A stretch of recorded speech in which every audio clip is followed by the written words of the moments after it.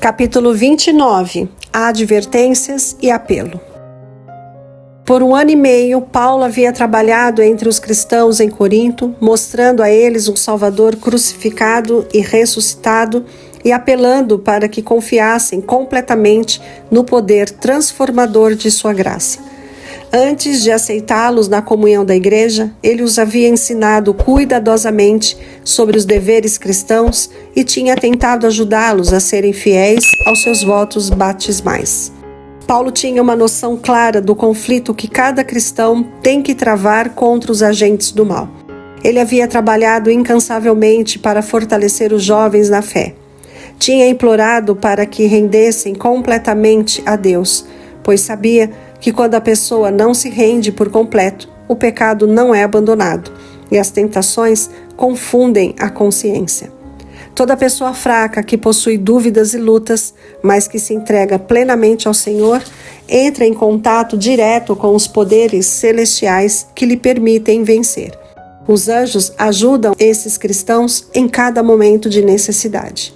Os membros da igreja de Corinto estavam cercados pela idolatria e impureza. Enquanto Paulo esteve com eles, essas influências tiveram pouco poder sobre os coríntios. As orações de Paulo, suas palavras fervorosas de orientação e a sua vida piedosa os ajudaram a negar a si mesmos por amor a Cristo, em vez de desfrutarem os prazeres do pecado. No entanto, depois que Paulo partiu, pouco a pouco muitos se tornaram descuidados e permitiram que seus gostos e desejos naturais os controlassem.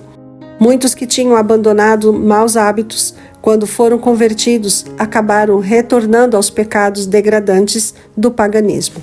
Paulo havia escrito brevemente, apelando a eles que não se associassem com membros que persistiam na imoralidade.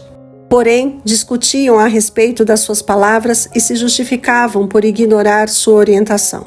A igreja enviou uma carta a Paulo pedindo conselhos sobre vários assuntos, mas sem dizer nada sobre pecados terríveis que existiam entre eles. O Espírito Santo, porém, impressionou o apóstolo com o fato de que a igreja havia ocultado sua verdadeira condição. Por volta dessa época, foram a Éfeso os membros da família de Cloe, uma família cristã de Corinto. Eles disseram a Paulo que a rivalidade que havia surgido por ocasião da visita de Apolo havia aumentado muito. Falsos mestres estavam levando os membros a rejeitar as orientações de Paulo. O orgulho, a idolatria e os pecados sexuais estavam aumentando constantemente. Paulo viu que seus piores temores haviam se tornado realidade.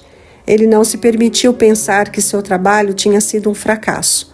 Com angústia de coração e com muitas lágrimas, segundo Coríntios, capítulo 2, verso 4, ele buscou o conselho de Deus. Ele teria visitado Corinto de uma boa vontade e imediatamente, mas sabia que na condição atual daqueles cristãos, ele não conseguiria ajudá-los com seus esforços. Portanto, Paulo enviou Tito para preparar o caminho para que ele pudesse visitar a cidade mais tarde.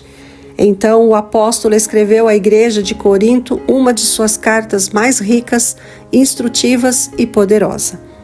Com uma clareza extraordinária, ele respondeu às perguntas e estabeleceu princípios gerais, que se eles o seguissem, seriam conduzidos a um nível espiritual mais elevado. Fielmente, Paulo os advertiu de seus perigos e os repreendeu por seus pecados. Lembrou-lhes os dons do Espírito Santo que eles haviam recebido e lhes mostrou que era privilégio deles avançar na vida cristã até que alcançassem a pureza e a santidade de Cristo. Paulo falou claramente sobre as rivalidades na igreja de Corinto.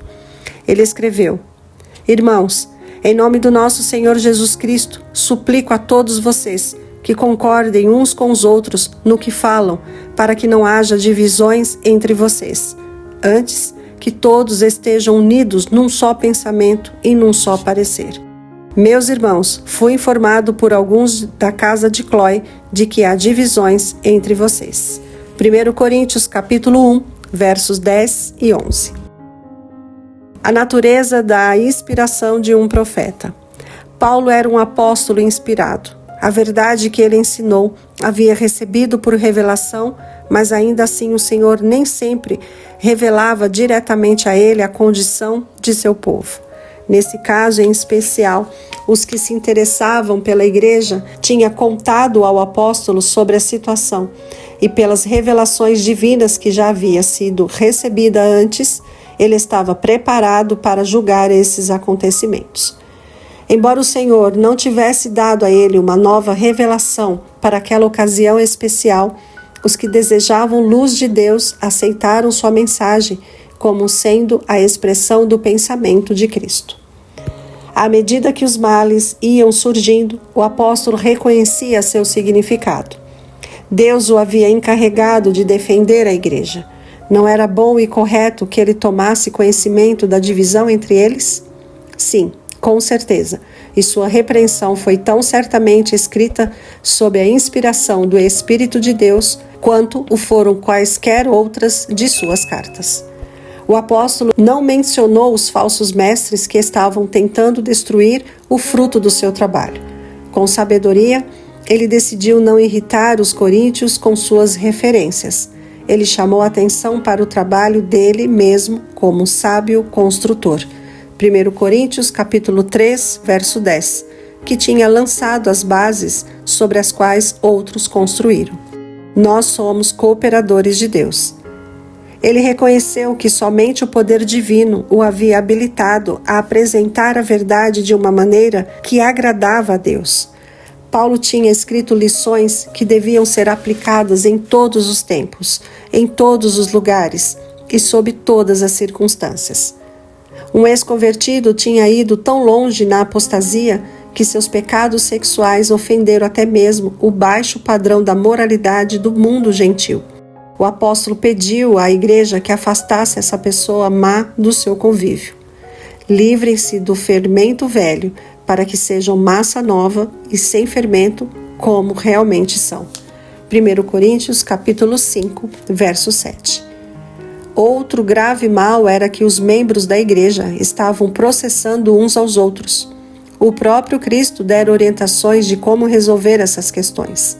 Se o seu irmão pecar contra você, vá a sós com ele, mostre-lhe o erro. Se ele o ouvir, você ganhou seu irmão. Mas se ele não ouvir, leve consigo mais um ou dois outros, de modo que qualquer acusação seja confirmada pelo depoimento de 2 ou 3 testemunhas. Se ele se recusar a ouvi-los, conte à igreja. Mateus, capítulo 18, versos 15 a 17.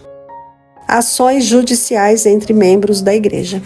Paulo perguntou: se algum de vocês tem queixa contra outro irmão, como ousa apresentar a causa para ser julgada pelos ímpios, em vez de levá-los aos santos? Vocês não sabem que os santos hão de julgar o mundo?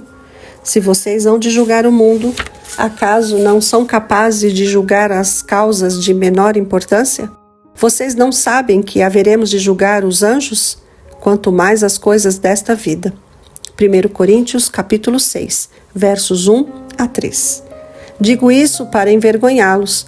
Caso não há entre vocês alguém suficientemente sábio para julgar uma causa entre irmãos, mas, ao invés disso, o irmão vai ao tribunal contra outro irmão, e isso diante de descrentes.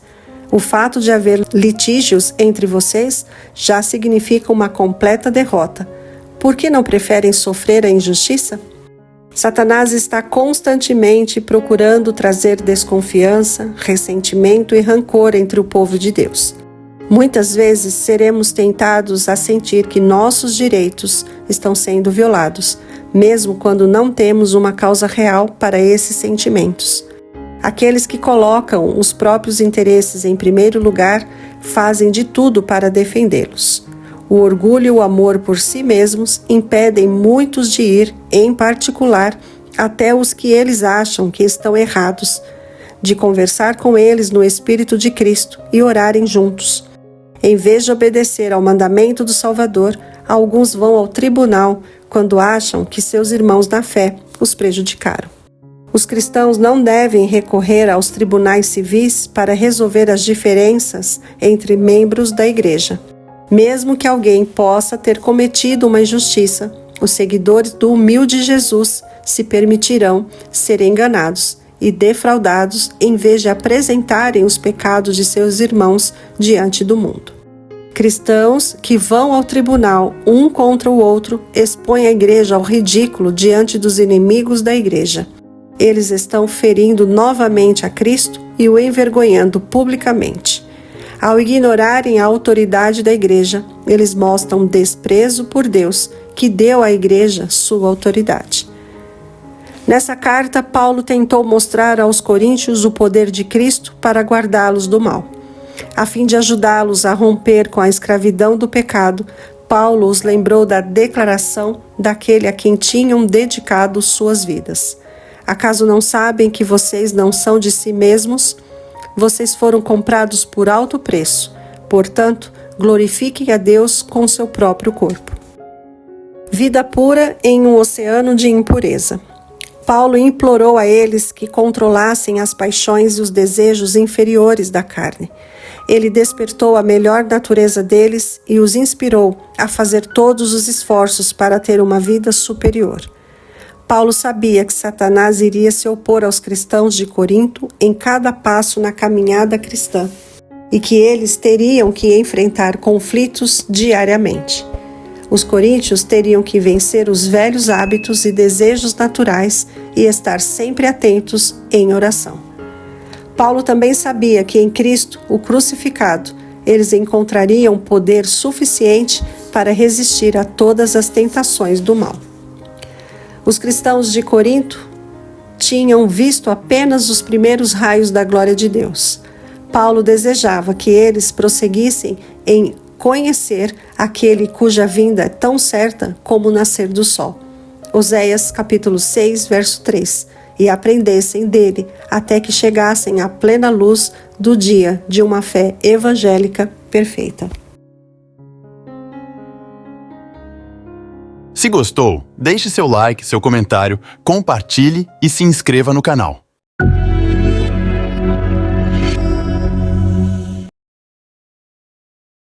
Conhece alguém que precisa de terapia? Alguém que está em depressão? Ansiedade? Estresse pós-traumático? Entre muitos outros traumas e problemas de ordem emocional ou psicológicos? Entre em contato hoje mesmo com os terapeutas Marcelo ou Nadi. Diga que assistiu o vídeo e ganhe uma consulta grátis.